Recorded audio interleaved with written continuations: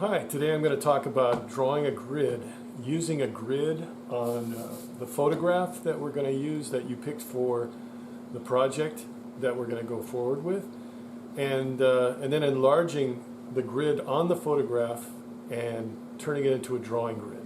So that's what I'm going to demonstrate here. For this, you're going to need a reference photograph. I've got this one that I'm using that you can print out yourself if you've got a printer at home. It really doesn't work as well if you only have a picture on your computer screen. So if you don't have a printer at home and you can't get access to a print, then I would take it, put it on a thumb drive, your reference photograph, and take it to FedEx and have them print it out for you.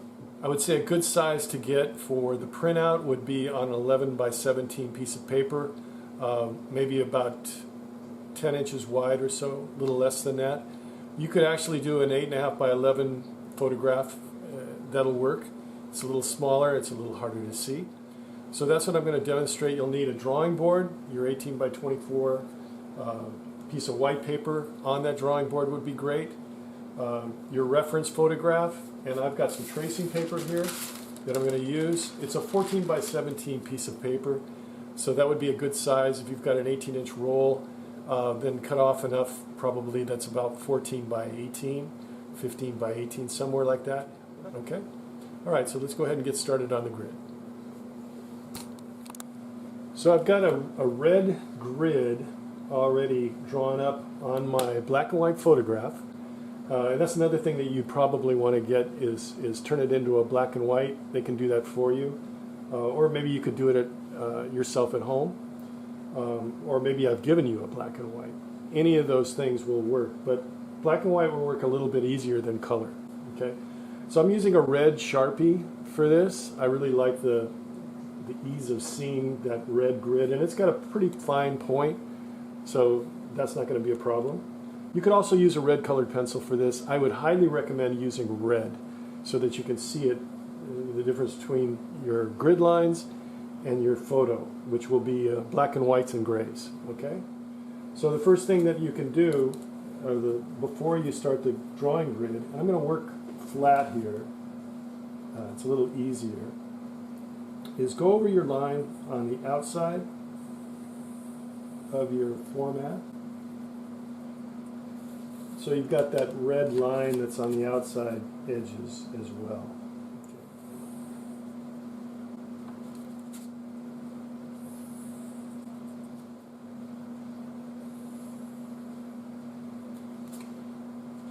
Okay, so I've outlined the format, and I'm going to put the tracing paper right on top of this and just tack it down for now. I want to make sure I get plenty of room at the bottom and the top. I'm giving a little room here that you want to do so my paper isn't right on the edge of the photograph. And the most important things are extending that edge out and up, and you're not exactly sure how far yet, so I would take it almost all the way up to the top of the paper. Okay? Now what we do know is the certain size of the drawing, so I would suggest a 10-inch drawing here. So we're going to come out from that bottom line of the photograph to 10. 10 is right there. Stop at 10. There's 10 right there. Okay, now the most important line is the diagonal line from corner to corner through that photograph, okay, through that format.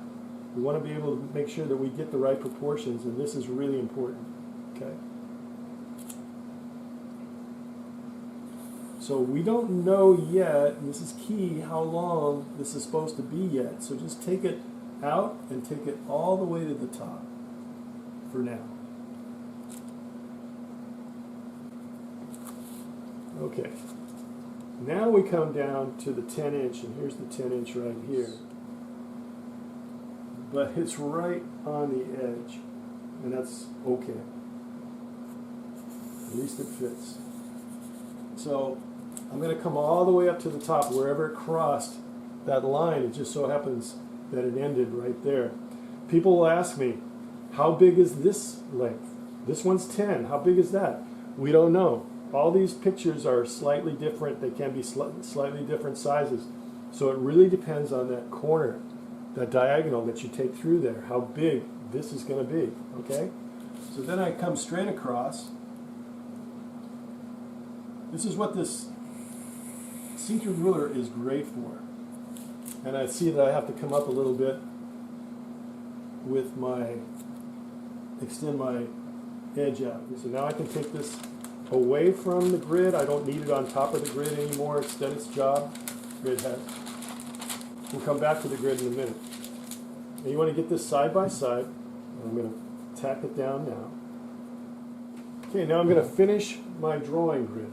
All right, so I want to do step by step, and the PDF has all the steps on it.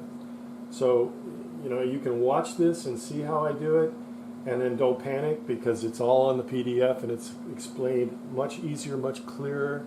But I thought you'd like to see this in action, see drawing the grid. So again, we've got one diagonal, we need the other big X. This is the first step, the big X. Okay. Next step is the big cross. And this is, again, this is why this see-through ruler is great, because I can line up the line of the ruler with the line of the drawing, and it's going to be a right angle, right? And that's kind of important.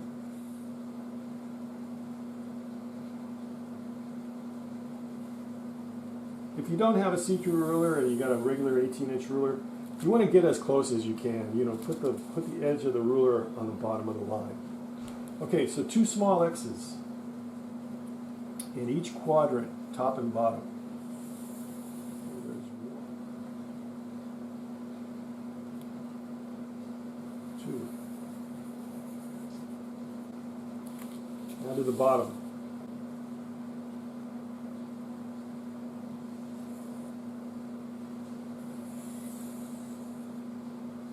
Okay, then we're going to go through horizontally, through the X that we just created, the small X's. And we're going to actually create small crosses. So there's 2 more lines to draw, and this is where people can go wrong. And there's points of intersection that I've created here. And I want to go vertically through the correct point of intersection. There's 2 possible points. You want to go with the upper and outer one. So what I always do is make a little hash mark there, and there's 2 here. You don't want that inner one, you want the outer one. Okay? I'm going to do a vertical line through those hash marks.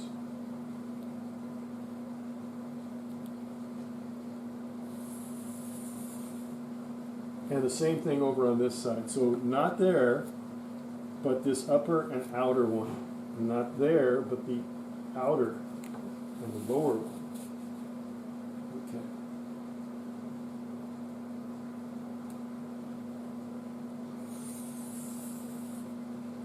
Okay. And there's my last line. Okay, so if you do make a mistake and you do the wrong line, and you do a line through here and here, and through there and there, you'll notice it right away, because these won't be equal. There'll be 2 fat ones and 2 skinny ones. So we want simplicity. That's why this grid works really well. I think each one of these quadrants is equal to the whole, okay? Each one of these quadrants is the same proportion as these quadrants. So that way your drawing here, or your photograph here, will be applied in the right proportion here. And that's what I'm going to talk about and show you right now. Like this. Okay, so let's draw. So I'll start here. I'll start with this flower. And I'm going to gesture it very, very lightly at first. And I'm using a blue color erase pencil. And I just want to make sure that everything's kind of blocked in to the right place. No detail. Try to just do it lightly at first. I'm going to go back over it. You'll see it in a minute. I've got a 3-point perspective here, and this is going to be kind of tricky, but of course I'm going first with the ellipse here of the top of the glass, and I can see just pretty much where it should go. I can refine the ellipse later. It's right here. You won't see the bottom of it, but you will see the top as I'm drawing it. So I'm looking at the grid at the same time. I notice that the edge comes right up to the edge here. So I want to make sure that that happens, and then I'm going to draw an ellipse. And it should come all the way out to here, so it's pretty big.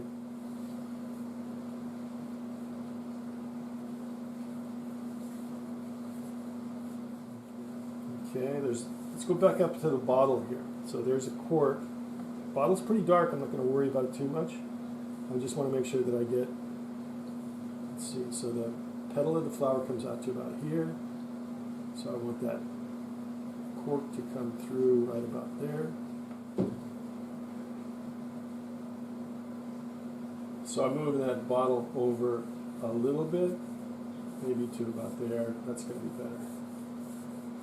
You try to get as close as you can, without any kind of measuring, just looking at what you're drawing. It's usually, if it's close, it's usually good enough. You're going to refine the drawing a lot away from the grid, like ellipses and things like that. Okay, so it's a 3 point, so there's a little bit of perspective here. The bottle ends right about here. There's a piece of garlic that kind of overlaps it a little bit right in here. Okay, so what's missing? The book. There's a book behind. And the bottom of it comes here. So I hope you can see why this is really, really great, because you can get this kind of orientation really easily. And if you do have edges that are in perspective, your perspective is going to be the same. So for instance, this book, because there's a 3 point perspective, then I can take my chopstick and very carefully bring it across and get that angle and make sure that it's in the right place. The top's way up here.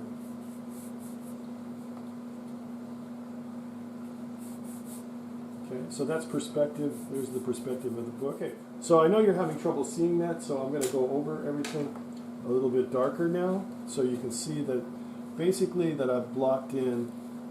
There's a flower over here. All right, so let's go ahead and block in. And this is not going to be a refined drawing. This is just going to be a darker version. And I would avoid going too dark at this stage. I'm just showing you so you can appreciate where things are going to go, where they should go. Comes over here a little bit. Comes across like that. There's another leaf over here. There's other leaves over here which I can block in now, but the most important things are the structure. So here's my first ellipse, and the rule of thumb there is that we've got a slight angle here. I always want to freehand this at first. You don't want to take a ruler to it. And there's my major axis, right? And here's my right angle, so for my minor axis, all right? So you can bring that into your preliminary drawing, but freehand, okay? Okay, so there's the glass. Here's the big glass below.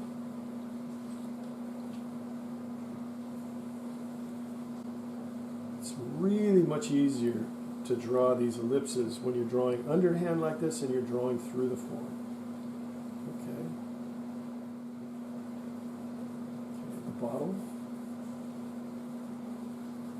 So this has a nice rhythm on both sides that you want to make sure that you get. Everything's blocked in close, if not exactly where it should be, it's close to where it should be, okay? So that's what we're trying to get here in a fairly simple way, fairly simple manner, is blocking everything in the right place. And then you can detail it out later. But right now, this is what we want. This is my overall sketch based on this, but just trying to get it, the size, the placement, the proportions right, and the grid really helps. Okay, so I hope that was helpful. There's more information on getting started with your drawing on my PDF.